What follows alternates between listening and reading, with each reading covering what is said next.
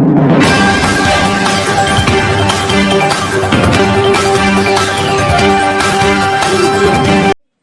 आप देख रहे हैं न्यूज टाइम। आज चलते हैं खास खबर की तरफ। चकराता तहसील के सुनोड़ा गांव की महिला का कानूनी हक छीनने में लगा एक काम करने वाला कर्मचारी, जो कि हिमाचल का रहने वाला है। पैतृक संपत्ति की वह महिला इकलौती वारिस होते हुए भी तहसील तथा प्रशासन के चक्कर काटने पर हुई मजबूर। वहीं हालात से परेशान महिला ने मीडिया से रो रो कर सुनाई अपनी लाचारी और न्याय की गुहार लगाई। वहीं जन कल्याणकारी समिति की अध्यक्षा बचना शर्मा ने भी महिला को आश्वासन देते हुए न्याय की गुहार लगाई है। आइए देखते हैं। अभी हमारे लिए कोई कार्रवाई नहीं की गई है।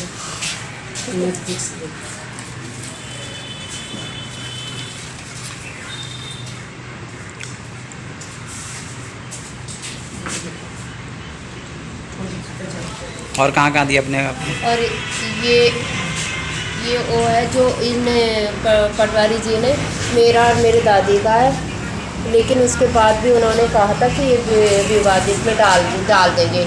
ये मेरी मर्जी, खाना भी मेरे नाम है। और कहने को एक बात कहते हैं सर कि बेटी बचाओ बेटी पढ़ाओ, लेकिन बेटी के साथ सबसे ज़्यादा अन्याय हो रहा है। और उसमें मैंने देखा है जो कि मेरे साथ हो रहा है। और मैं चाहती हूँ कि मुझे न्याय मिले और आगे भी किसी बेटी को ऐसा ना हो। जिस पटवारी ने मेरे साथ ऐसा किया उसके साथ भी कार्रवाई की जाए, जबकि मेरे पास एप्लीकेशन है और तहसीलदार ने भी लिख के दिया है कि इस पर कार्रवाई की जाए। चाहे वो दोनों ने कुछ किया होगा, लेकिन अब पटवारी जी के रिपोर्ट के बिना कोई सर्टिफिकेट नहीं बनता है। और वो सर्टिफिकेट इसमें बनाया हुआ है, जो मतलब उसको जनजाति क्षेत्र का निवासी बना दिया, जबकि वो हिमाचल का रहने वाला है। मैं इकलौती बेटी हूँ, अगर मेरा आगे पीछे कोई नहीं है तो क्या मेरे साथ ऐसा होना चाहिए? नहीं होना चाहिए ना सर। मुझे भी तो न्याय चाहिए इस बात का। और मेरी विरासत है, मेरे नाम होनी चाहिए। और मैं सर दर दर के ठोकरें खा रही हूँ, किराए में धक्के खा रही हूँ। मेरे 2 बच्चे हैं, उनको पालना मुझे बहुत मुश्किल हो रहा है। मेरे पति प्राइवेट जॉब करते हैं, लेकिन अब देखो किराया भी देना, अपना भी करना है। हम यहाँ पे बहुत ज़्यादा परेशान है सर। और 4 साल से मेरे साथ ऐसा हो रहा है, मुझे बहुत हैरासमेंट किया गया है सर। मेरी कोई नहीं सुन रहा इस टाइम। हम डीएम के पास भी गए, एसडीएम से भी बात हुई है। कालसी से चक्रोता का केस है, बिना बात के कालसी में भेजा गया सर।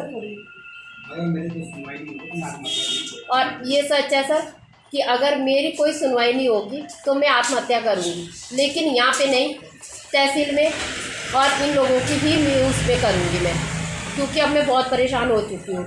और मुझे बीच में इतना ज़्यादा सदमा, इतनी ज़्यादा परेशानी हुई सर, क्योंकि एक तरफ लॉकडाउन लग गया, एक तरफ हमारी अपनी आर्थिक स्थिति, उससे मैं बहुत ज़्यादा सदमे में चली गई थी, जिससे कि मेरे बालों में हर चीज़ में परेशानी हुई है। मेरे बालों में भी परेशानी हुई और मेरे अपने शरीर बिल्कुल, मैं मर के बची हूँ सर।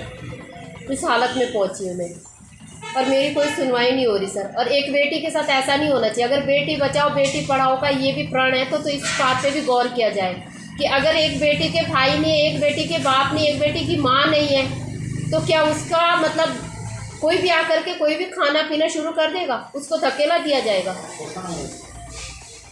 ये तो बहुत बड़ा शोषण है ना सर। तो इस बात पे मेरे लिए हाथ जोड़ के रिक्वेस्ट है कि आपके द्वारा आगे मेरी सुनवाई की जाए और मुझे न्याय मिले सर। इस बात पे मुझे मतलब बहुत वो रहेगा कि मुझे इस बात पे आगे वो कर दो। मेरा विरासतनामा बना हुआ है, पर जो वो लोग उसके अंदर घर पे जो अभी रह रहे हैं, मतलब जिन्होंने ये मेरे साथ ऐसे लफड़े किए हैं, झगड़ा किया है, तो वो उस पर हमारी सुनवाई नहीं हो रही है, ना ही कहीं कार्रवाई हो रही है। तो कौन है ये लोग? ये लोग देखो पटवारी के, तहसीलदार के, इन लोगों के ही नज़र में रखते हुए सारी बात होती जा रही है। मैं पहले भी गई थी वहाँ पे चक्रोता में, पर मेरी किसी ने कोई सुनी नहीं है। आपका नाम क्या है? मेरा नाम परमीला है। मैं जौनसार बाबर से मतलब बिलोंग करती हूँ, सुनोड़ा गांव की हूँ मैं। अच्छा, वो लोग कौन थे जो आपके जिन्होंने कब्जा किया है? गपला मेरे साथ हमारे जो ज़मीन है वो, मतलब मैं इकलौती बेटी हूँ सर उस घर की। मेरे पापा एक्सपायर हो चुके हैं, तब मैं 10 महीने की थी। और मेरी जो फिर दादा दादी थे, मेरी मम्मी चली गई थी, लेकिन मेरे दादा दादी ने मुझे पाला है। और उसके बाद जो खेती बाड़ी कर रहा था वैसे ही मतलब आए हुए थे, खेती बाड़ी कर रहे हैं वो। उन्होंने जैसे मेरी शादी हुई मेरे पीठ के पीछे धोखा करने की कोशिश करी। वो हिमाचल का रहने वाला, हमारा क्या रिश्ता है आपका? कोई रिश्ता नहीं, वो मेरा कोई कुछ नहीं लगता है, या कुछ नहीं ले रखा किसी ने। वो हमारे पास सारे कागज़ हैं, वो हिमाचल का रहने वाला है, उसके मैंने सारे प्रूफ लाए हुए हैं। नाम क्या है उसका? उसका संतराम नाम है, सन ऑफ तुलसी राम है वो शिलाई का रहने वाला है। तो तहसील में डाला था आपने? मैंने सब कुछ दिखाया, और तहसीलदार को भी दिखाए हुए सारे कागज़, पटवारी को भी दिखाए हुए कागज़। पहले तहसीलदार कुंवर सिंह नेगी जी ने कहा कि ये ज़मीन तुम्हारी है और विरासत अपने आप नाम आ जाती है, तुम्हारी 45 दिन में आ जाएगी और तुम अपने ससुराल चली जाओ। फिर उसके बाद जब 45 दिन बाद पता करा, फिर नहीं हुआ है। फिर ठीक है, फिर दोबारा गई सर मैं, फिर मैंने बहुत रिक्वेस्ट करी। फिर उन्होंने तब कहा कि मैं तो किसी के दबाव में रह करके काम कर रहा हूँ कि मैं इस चीज़ पे गौर नहीं कर सकता। और उन्होंने फिर फर्जी सर्टिफिकेट वगैरह भी बनाए उसके जो है वहाँ पे। तो ये तो इन्हीं लोगों के मिलते हुए हो रहे हैं ना सर। तो अब क्या कर रहा है वो, क्या बोल रहा है? अब वो मेरी जो ज़मीन है सर, उसमें मेरे नाम नहीं होने दे रहे हैं और उसमें बिना बात के अड़ंगे। अब देखो, वो तो होने का तो कोई हो ही नहीं है, उसमें बिना बात के केस बना दिया, जबकि ये केस है ही नहीं, वो विरासत है मेरी। क्या बनाया केस? केस ये है कि वो कोई आपत्ति वगैरह लगाई है क्या? हाँ जी, उसने आपत्ति लगाई है कि आपके नाम ना हो। मेरे नाम ना हो, मतलब ये कह रखा कि मतलब मैं इस घर का इकलौता वारिस हूँ और ये लड़की का मुझे नहीं पता। दो जगह से उसने प्रूफ बना रखे, वो हिमाचल का है और पटवारी और तहसीलदार के मिली भगत से वो वहाँ पे वो कर रहा है। तो किस जगह पे है ये ज़मीन? ये सुनौड़ा गांव में है सर मेरी। जौनसार बाबा? कहाँ पे पड़ता है? सुनौड़ा हाजा दसो जौनसार बाबा? खत पशगांव, जौनसार बाबा, जौनसार में है, हाजा दसो खत पशगांव। हाँ जी। रोना तो आ ही जाता है। जब मेरे पापा तब एक्सपायर हो चुके हैं जब मैं 10 महीने की थी, तो उसके बाद मुझे दादा दादी ने पाला। लेकिन आज क्या है, गांव वाले वो भी कहते हैं एक बाहर से आए हुए आदमी के लिए, और वो भी कहते हैं कि नहीं चलो लड़की जागो, कुछ नहीं, खाना पीने का ऐसा कोई वो नहीं होता है। शादी हो गई, मेरे पापा का कुछ नहीं मेरा रहेगा। वो पछतावा मुझे आज सुनना पड़ रहा है इन सब की वजह से, जो मुझे सब हैरासमेंट कर रहे हैं, मुझे न्याय नहीं दिला रहे। आपका अधिकार आपको जरूर मिले, और मुझे चाहिए और मैं लेकर रहूंगी, मैं तब तक नहीं वो करूंगी। हिम्मत रखो, रो के काम नहीं, हिम्मत करके काम लड़ेंगे आप अपने अधिकार के लिए। हम भी आपके बहुत साथ हैं। हाथ जोड़े हुए सबके आगे। आपका अधिकार आपको जरूर मिलेगा, आप विश्वास रखो, कमजोर मत करना अपने आप। मैं हाथ जोड़ जोड़ के थक गई।